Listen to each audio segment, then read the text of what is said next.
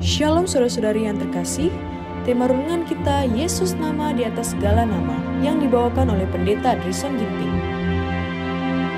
Saudaraku dimanapun kita berada, kita tentu bersuka cita berada dalam kasih dan berkat Tuhan. Renungan kita hari ini, Minggu 10 Maret 2024 dengan judul Guru Galilea. Ayatnya di dalam Yohanes 3 ayat yang ke-14.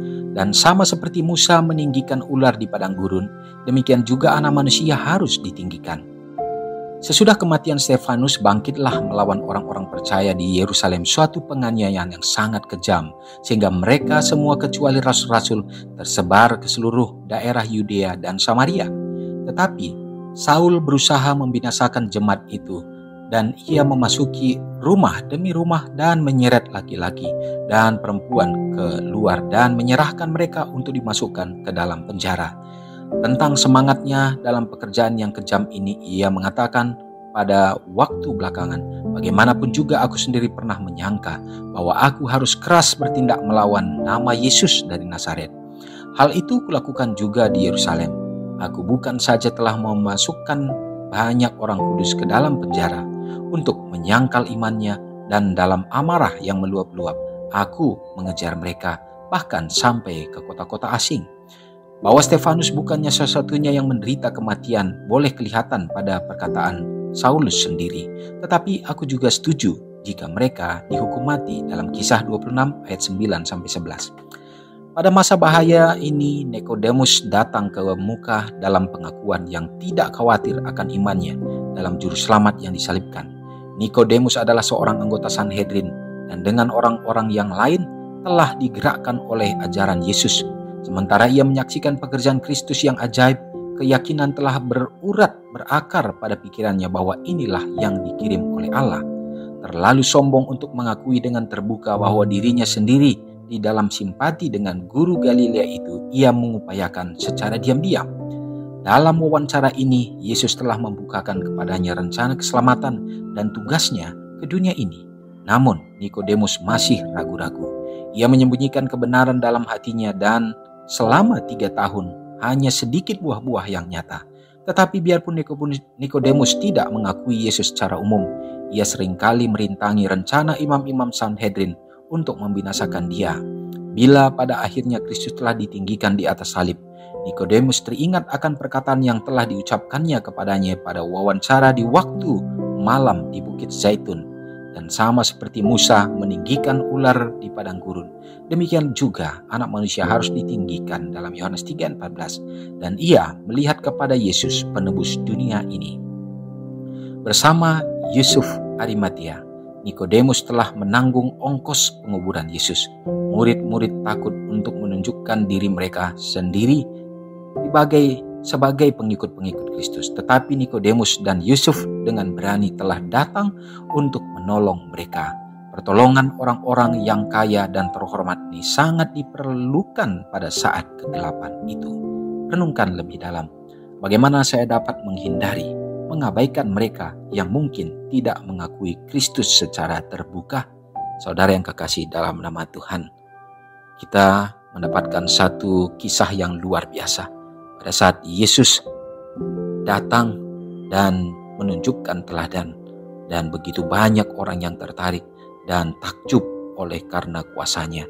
Bahkan sampai kepada Saulus yang mana diubahkan dari seorang yang pembunuh yang mengejar-kejar umat-umat tebusan para rasul-rasul, tetapi Tuhan panggil. Dan juga tak kalah, yaitu seorang guru besar yang luar biasa, Nikodemus, seorang Sanhedrin. Dia datang kepada Yesus meskipun secara diam-diam, tetapi luar biasanya Yesus sangat memahami bahwa Nikodemus pun membutuhkan keselamatan itu. Yesus meladeni, dia mengajar Nikodemus di tengah kegelapan itu, dan pertemuan itu membawa keselamatan tentunya bagi Nikodemus. Dan kita lihat pada saat Yesus berada di dalam kuburnya, di dalam salibnya pada saat kematiannya, maka Yusuf dari Arimatea dan bersama dengan Nikodemus yang menanggung ongkos untuk penguburan Yesus, dan dia menunjukkan bagaimana simpatinya dan juga kepercayaannya terhadap Yesus.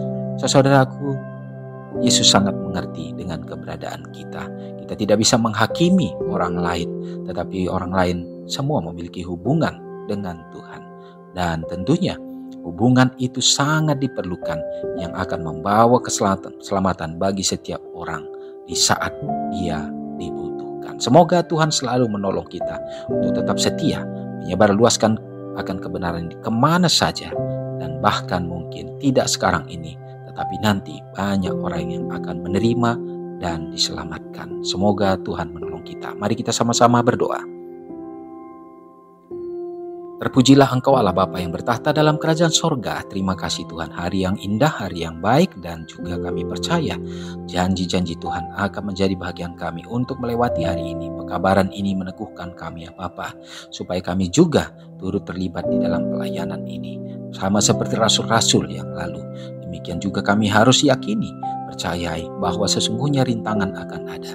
Tetapi Tuhan yang sudah menjadi teladan bagi kami, melalui kehidupan rasul-rasul yang Tuhan teguhkan juga ya Bapa, kami akan mampu, kami akan dapat berjalan bersama dengan Tuhan.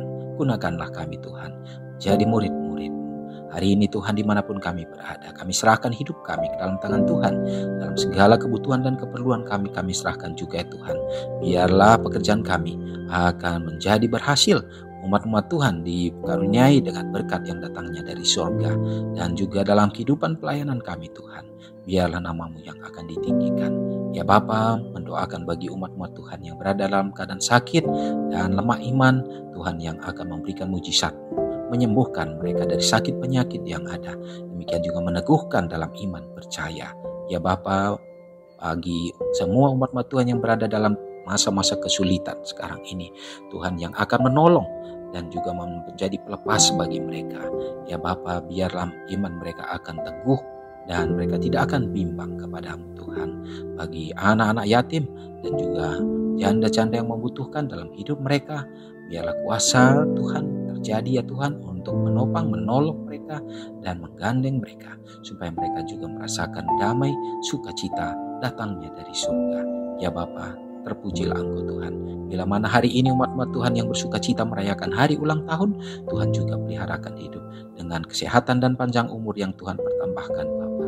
Membuat mereka tetap setia dalam memuji Engkau saja. Ya Tuhan, kami yakin dan percaya, jauh daripada apa yang kami dapat mohonkan, Tuhan akan memberikan yang terbaik bagi kami. Dan biarlah itu membuat kami akan tetap setia dalam Tuhan. Ampuni kami Tuhan, dalam nama Yesus kami berdoa. Amin. Selamat pagi, selamat beraktivitas, Tuhan Yesus memberkati. Ingatlah Matius 5 ayat 13-16. Biarlah kamu menjadi garam yang mengasinkan dan terang yang menyinari kehidupan orang lain. Jangan lupa subscribe, like, dan share ke seluruh dunia.